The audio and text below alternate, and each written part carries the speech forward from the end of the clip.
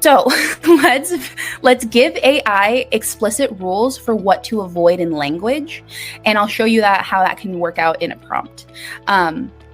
So then the other tips that I've talked about in this presentation are treating AI like an intern, using a prompt structure, which I'll give you in a second.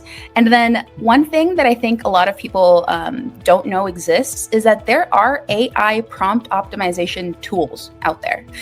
There's a tool called Prompt Perfect that I have used in the past that you can literally give it your prompt and it'll give you a better version of that prompt and show you a comparison of the outputs so that you can see, oh, this is how you would make a better prompt for this.